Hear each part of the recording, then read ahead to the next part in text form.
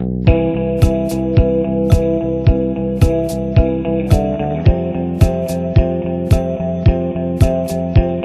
moi, je me suis passionné pour la télémédecine depuis fort longtemps, puisque je m'occupais au CHU de Caen d'une unité de télémédecine, mais à l'époque c'était simplement de la visioconférence.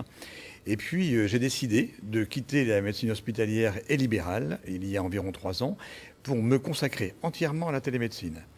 Le modèle des plaies était très intéressant. Nous sommes allés à Sherbrooke, au Québec, prendre l'idée qui se développait à l'époque. On est revenu avec cette idée pour l'appliquer avec nos règlements français.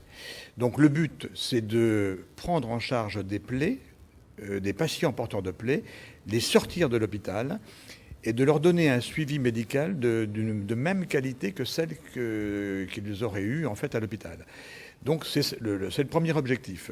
Un objectif humain, on est mieux chez soi que d'être dans un hôpital, pas de problème nosocomial, et puis un problème économique, puisque le fait d'être chez soi coûte beaucoup moins cher qu'être à l'hôpital. Le réseau TELAP a été mis en place il y a environ 3 ans, grâce à une dermatologue de notre région, qui est l'âme de notre réseau, qui est le docteur Don Martin. Et nous avons la chance d'avoir développé tout ce réseau avec un projet d'Homoplay qui est commun à 2 régions, la Basse-Normandie et Languedoc-Roussillon.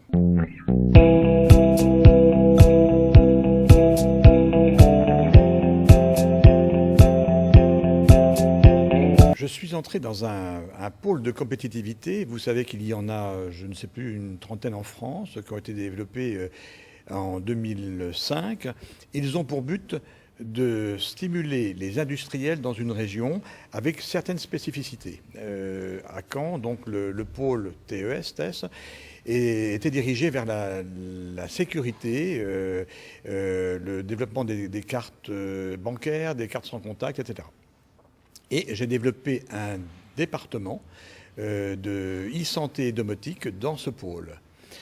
C'est très intéressant parce qu'en fait, nous avons à notre disposition et des industriels, donc plus d'une centaine d'industriels en Basse-Normandie. Ces industriels sont bas-normands mais également parisiens. Nous avons la moitié de nos industriels en Île-de-France.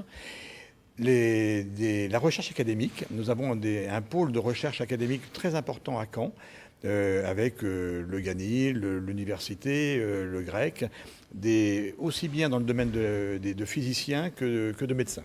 À partir de là, il a fallu réfléchir à un axe de travail. Et donc, je suis parti des besoins de la population, de notre région, et j'ai découvert qu'il y avait un besoin très important dans le monde des seniors. Et en interrogeant ces seniors, on s'est rendu compte que leur demande était un maintien à domicile. Eh bien, donc, nous avons décidé d'avoir un axe de travail sur le maintien à domicile de ces seniors. Il a fallu réfléchir à des axes de travail particuliers, la chute en particulier, voir si on pouvait éviter, prévenir, prendre en charge la chute et ne pas faire en sorte que cette chute entraîne ces gens obligatoirement vers les institutions. Mais également, il a fallu réfléchir à une coordination de cette prise en charge. Et nous travaillons en ce moment sur un cahier de liaison électronique, qui est un élément extrêmement important. Et puis, on travaille également sur d'autres domaines, en particulier la lutte contre l'isolement de ces personnes âgées. Et nous voulons développer des sortes de programmes de télévision très proches de ces gens-là. À 85 ans ou 90 ans, finalement, ce que peut faire Obama vous intéresse moyennement. Ce qui vous intéresse, c'est la fête du village et des informations moins rapides. L'image est trop rapide pour les gens quand ils prennent de l'âge. Et donc, nous voulons développer cette façon d'être et utiliser ces médias pour faire de l'éducation thérapeutique, c'est-à-dire aider les gens à prendre en charge leur propre pathologie.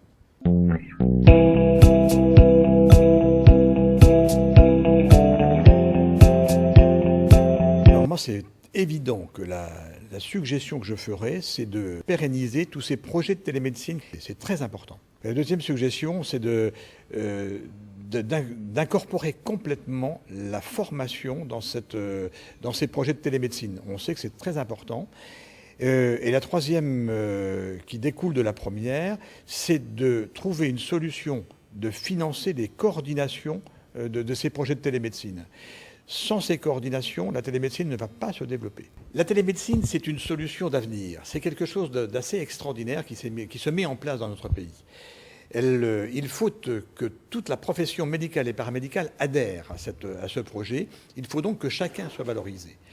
C'est une solution pour répondre à des soucis que nous avons de déserts médicaux, de populations de seniors qui se développent. Et je pense, pour ma part, que la télémédecine est une des grandes solutions de ces projets.